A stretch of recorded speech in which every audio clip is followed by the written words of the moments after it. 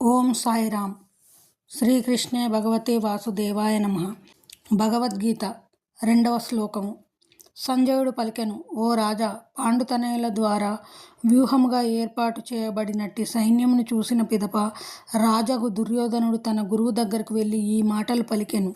ధృతరాష్ట్రుడు పుట్టుకతో గుడ్డివాడు. దురదృష్టవశాత్తు అతనికి ఆధ్యాత్మిక దృష్టి కూడా లోపించింది. ధర్మ విషయంలో తన పుత్రులు కూడా అంతే గుడ్డివాళ్ళని అతనికి బాగా తెలుసు. పుట్టుక నుండే ధర్మాత్ములైనట్టి పాండవులతో వారు ఒక ఒడంబడికకు ఏనాడూ రాలేరని అతడు నిశ్చయం చేసుకున్నాడు. అయినా తీర్థక్షేత్ర ప్రభావం గురించి అతడు సందేహించాడు.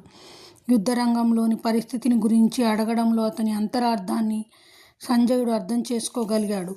అందుకే నిరాశలో ఉన్నట్టి రాజుకు ఉత్సాహాన్ని కలిగించగోరి సంజయుడు తీర్థక్షేత్ర ప్రభావంతో అతని పుత్రులు ఎటువంటి రాజీకి సిద్ధపడబోరని ఆ విధంగా ఆశ్వాసం ఇచ్చాడు.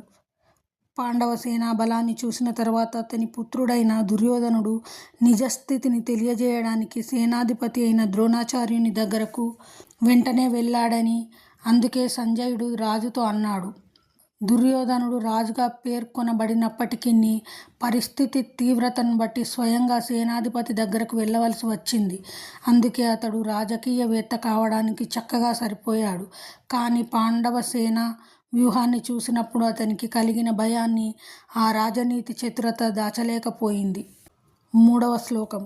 ఓ ఆచార్య, మీ బుద్ధి కుశలుడైన శిష్యుడగు ద్రుపద తనయుని ద్వారా దక్షతగా ఏర్పాటు చేయబడిన పాండుసుతుల గొప్ప సేనను గాంచుము. బ్రాహ్మణుడు గొప్ప సేనాధిపతి అయిన ద్రోణాచార్యుని లోపాలను రాజనీతి నిపుణుడైన దుర్యోధనుడు ఎత్తిచూపాలని అనుకున్నాడు. ద్రౌపది, అర్జునుని భార్య. తండ్రి అయిన ద్రుపద మహారాజుతో ద్రోణాచార్యునికి ఏదో ఒక రాజకీయ వైరం ఉండేది. ఆ వైరం కారణంగానే ద్రుపదుడు ఒక గొప్ప యజ్ఞాన్ని చేసి ద్రోణాచార్యుని సంహరింపగలిగే ఒక పుత్రుని వరంగా పొందాడు. ద్రోణాచార్యునికి ఇది బాగా తెలిసినప్పటికీ ద్రుపద తనయుడైన ధృష్టద్యుమ్నుడు యుద్ధ విద్యను నేర్చుకోవడానికి తన వద్ద చేరినప్పుడు విశాల హృదయం కలిగిన బ్రాహ్మణునిగా తన యుద్ధ రహస్యాలను అతనికి తెలియజేయడంలో సంకోచించలేదు. ఇప్పుడు కురుక్షేత్ర రణరంగంలో ధృష్టద్యుమ్నుడు పాండవుల పక్షం వహించాడు. ద్రోణాచార్యుని నుండి నేర్చిన విద్యతో అతడే వారి సేనా వ్యూహాన్ని రచించాడు. ద్రోణాచార్యుడు సావధానుడై రాజీ ధోరణి లేకుండా యుద్ధం చేయాలనే ఉద్దేశంతోనే తన తప్పిదాన్ని దుర్యోధనుడు ఎత్తిచూపాడు. అదేవిధంగా తన ప్రియతమ శిష్యులైన పాండవుల పట్ల యుద్ధంలో ద్రోణాచార్యుడు సౌమ్యంగా వర్తించకూడదని కూడా దీని ద్వారా అతను చెప్పగోరాడు. ముఖ్యంగా అర్జునుడు అతనికి ప్రియతముడు, తెలివిగల శిష్యుడు. యుద్ధంలో అటువంటి సౌమ్య స్వభావము అపజయానికి దారితీస్తుందని కూడా దుర్యోధనుడు హెచ్చరించాడు. 4వ శ్లోకము. ఇక్కడ ఈ సైన్యంలో భీమార్జునులతో సమానంగా యుద్ధం చేయగలిగే శూరులైన ధనుర్ధరులు చాలామంది ఉన్నారు.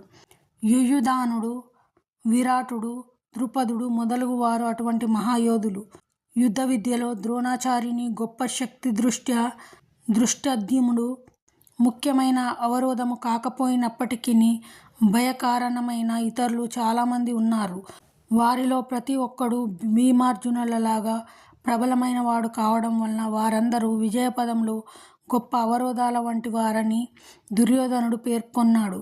భీమార్జునుల శక్తి తెలిసియున్నందునే ఆ విధంగా అతడు ఇతరులను వారితో పోల్చాడు.